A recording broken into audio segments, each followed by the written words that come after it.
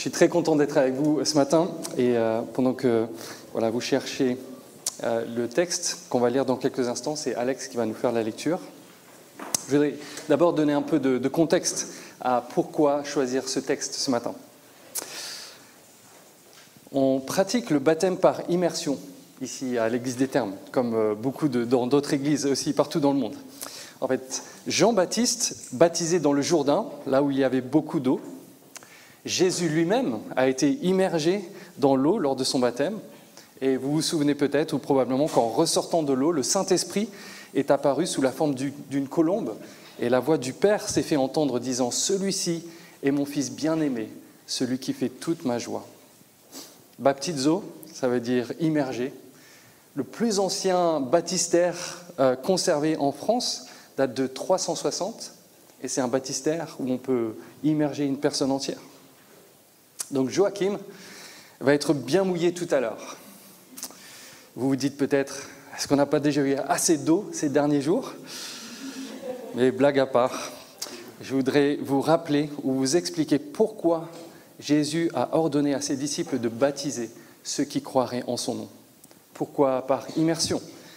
Et quel est en fin de compte le sens du baptême selon la Bible ? Donc, je voudrais vous inviter à vous mettre à l'écoute de l'apôtre Paul dans ce passage d'une lettre qu'il a écrite aux chrétiens de la ville de Colosse au 1er siècle et que Alex va venir maintenant pour nous lire. Donc chapitre 2, versets 9 à 15. Merci Alex.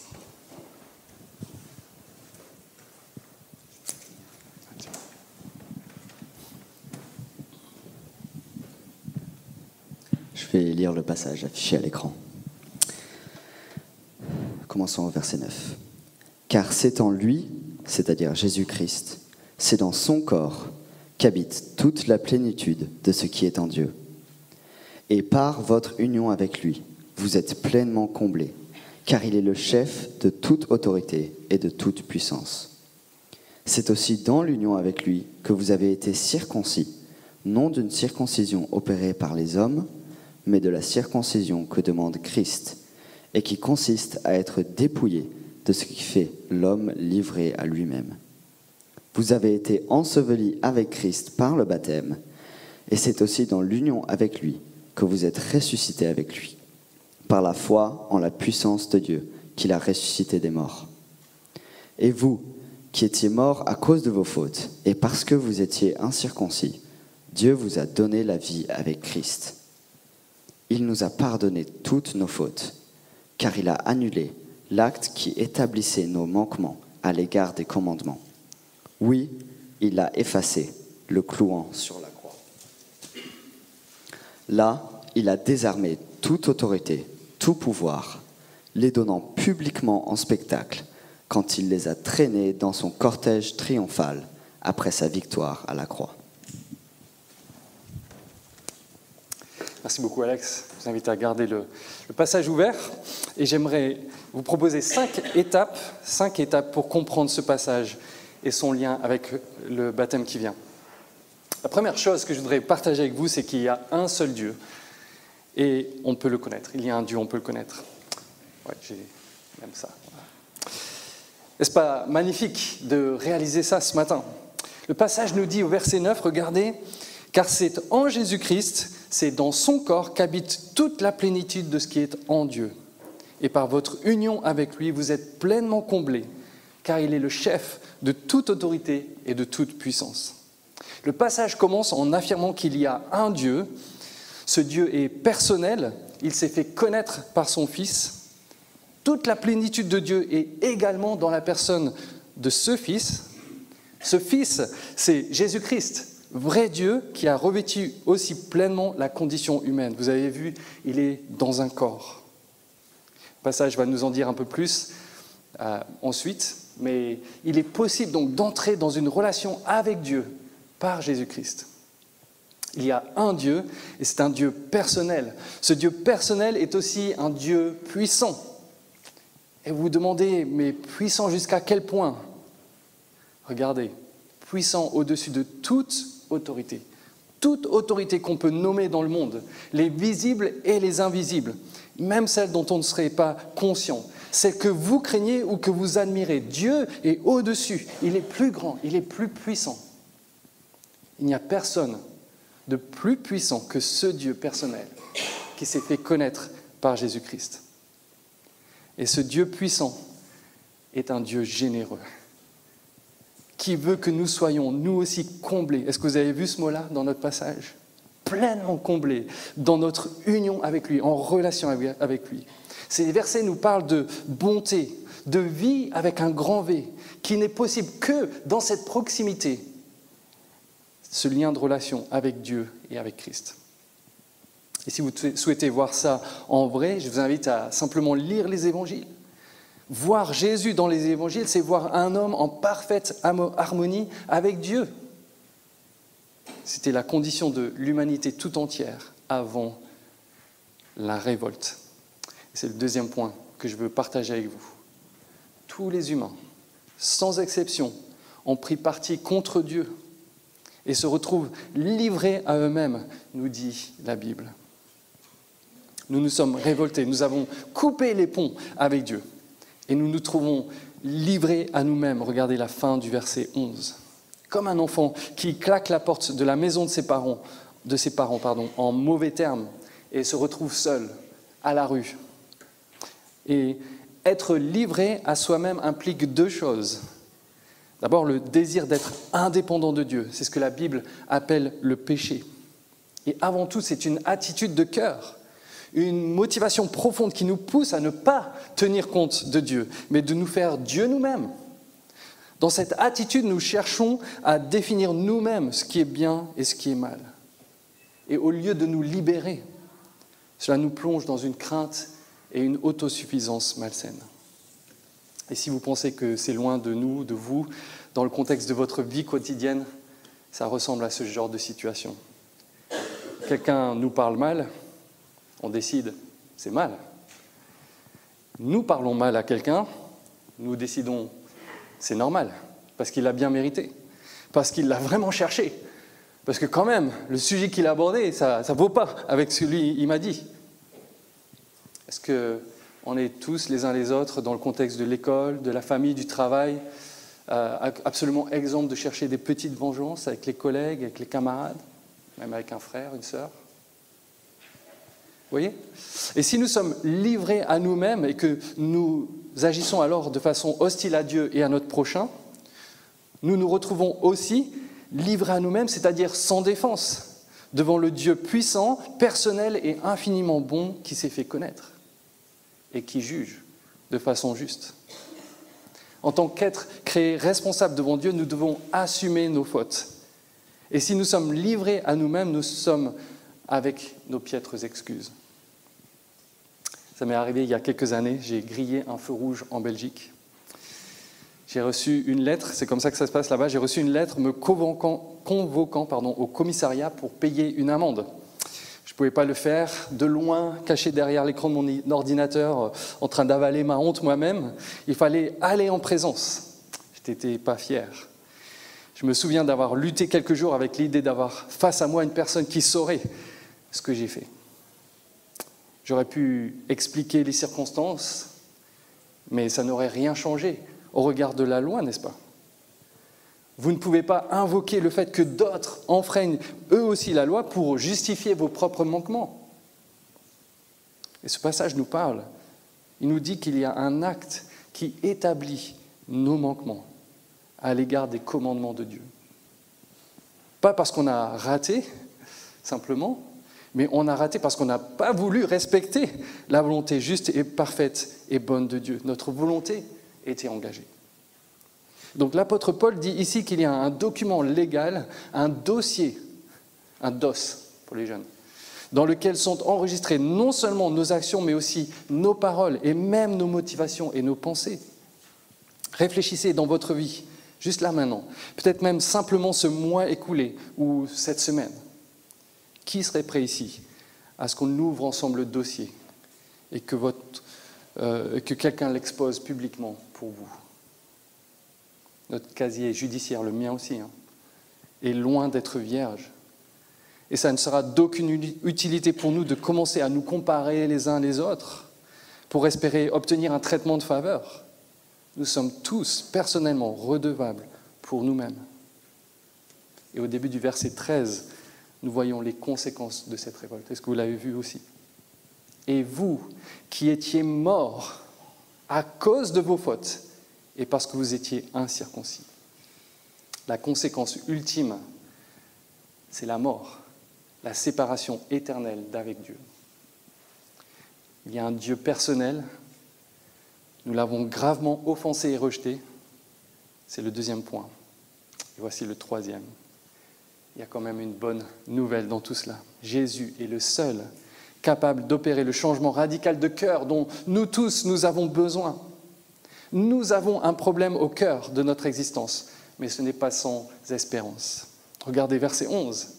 C'est aussi dans l'union avec lui, c'est-à-dire avec Christ, que vous avez été circoncis, non d'une circoncision opérée par les hommes, mais de la circoncision que demande Christ et qui consiste à être dépouillé de ce qui fait l'homme livré à lui-même.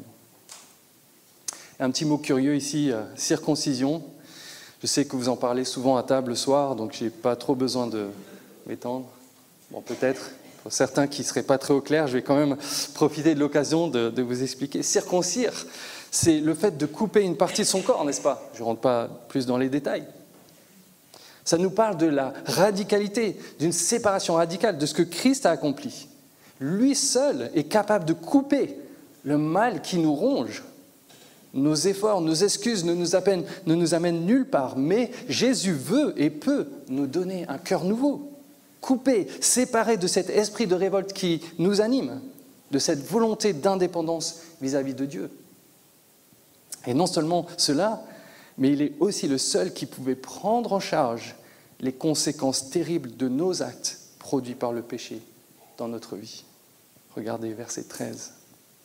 Et vous, qui étiez morts à cause de vos fautes, et parce que vous étiez incirconcis, Dieu vous a donné la vie avec Christ. Il nous a pardonné toutes nos fautes, car il a annulé l'acte qui établissait nos manquements à l'égard des commandements. Oui, il a effacé, le clouant sur la croix.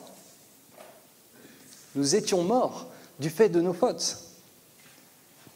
Mais sur une croix, Christ, dans son corps, est mort pour supporter cette condamnation à notre place. Il a accepté de payer par sa vie ce que nous avions comme dette, une dette immense, infinie, que nous n'avons pas les moyens de payer par nous-mêmes. Et le troisième jour, il est ressuscité. La quatrième pensée que j'aimerais mettre devant vous maintenant. La foi est la seule juste réponse à ce que Christ a fait. Comment est-ce qu'on peut s'approprier? Comment cette réalité historique peut avoir un sens et un effet sur moi, sur Joachim? Regardez verset 12. C'est par la foi. Vous avez été ensevelis avec Christ par le baptême et c'est aussi dans l'union avec lui que vous êtes ressuscités avec lui par la foi en la puissance de Dieu qui l'a ressuscité des morts. Le baptême lui-même ne changera rien pour Joachim dans un sens. Ce n'est pas l'eau du baptême, le rituel qui nous sauve, mais la foi en Christ, le baptême. L'acte du baptême ne donne pas cette nouvelle nature que Dieu approuve et dont nous avons besoin. Le baptême que vous allez voir ce matin et que nous allons quand même faire, c'est le signe de la foi que Joachim a placée en Jésus-Christ et dans le fait qu'il a déjà vu Jésus-Christ à l'œuvre dans son cœur pour le transformer. C'est dans cette fameuse circoncision dont on a parlé tout à l'heure, opérée par Jésus-Christ dans son cœur, que notre cher Joachim a placé sa foi. De même que les alliances échangées lors d'un mariage ne scellent pas le mariage, ne font pas le mariage, ne créent pas le mariage. Ce n'est pas parce que j'ai un anneau au doigt que ça crée le mariage avec ma chère femme. Je ne sais pas où elle est. Mais ça le symbolise et me rappelle cet engagement que j'ai pris envers elle et qu'elle a pris envers moi. Et le lien spécial qui nous unit désormais pour toujours. Le baptême ne fait que symboliser la repentance et la foi, la mort au péché et la confiance en Jésus seul. Dans quelques instants, vous allez voir Joachim être complètement enseveli dans l'eau. Par là, il atteste qu'il s'identifie à la mort de Jésus-Christ à la croix. Il reconnaît que c'est lui-même, Joachim, qui aurait dû mourir à la place que Christ de la mort que Christ a subie à sa place, qu'il avait mérité cette juste condamnation. Et après avoir immergé Joachim sous l'eau, on va le sortir de l'eau. Bonne nouvelle, hein? Et ça symbolise, ça nous rappelle que Christ est ressuscité. Son sacrifice a été pleinement suffisant, accepté par Dieu. La dette est payée et nous pouvons avoir en lui la vie. Le baptême est un symbole, une image de l'engagement de foi de Joachim en réponse à ce que Christ a accompli pour lui.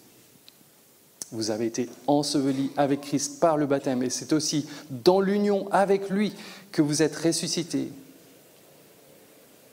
par la foi en la puissance de Dieu qui l'a ressuscité des morts. Heureusement, le baptême n'est pas une noyade, on ne va pas maintenir Joachim sous l'eau, on va le relever. Le baptême n'est pas seulement l'attestation d'une mort avant l'heure, mais aussi l'attestation d'une résurrection avant l'heure. Ce qui nous amène au 5e et dernier point que j'aimerais que vous ayez en tête ce matin. Jésus est le Sauveur et il est aussi le Seigneur.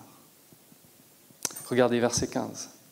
Là, c'est-à-dire à la croix, Jésus a désarmé toute autorité, tout pouvoir, les donnant publiquement en spectacle quand il les a traînés dans son cortège triomphal après sa victoire à la croix. Ça fait allusion à une pratique romaine de l'époque du 1er siècle, une cérémonie romaine de triomphe, quand les généraux victorieux revenaient à Rome et paradaient sur leurs chars avec leurs troupes sous les acclamations de la foule. Ils recevaient l'honneur. Mais derrière eux, enchaînés sous les huées de la foule, les rois et les généraux vaincus s'avançaient. Et Joachim, ce matin, va attester de sa foi en Jésus comme sauveur, mais aussi comme son Seigneur. C'est un acte d'obéissance qu'il est en train de faire. Il décide ce matin de montrer publiquement son attachement au Seigneur Jésus, de marcher en obéissance avec ce Seigneur victorieux sur le péché et le mal. C'est ce qu'il a commencé à faire. Et si vous le connaissez bien, Joachim n'est pas devenu parfait comme ça du jour au lendemain, mais ce n'est pas grave.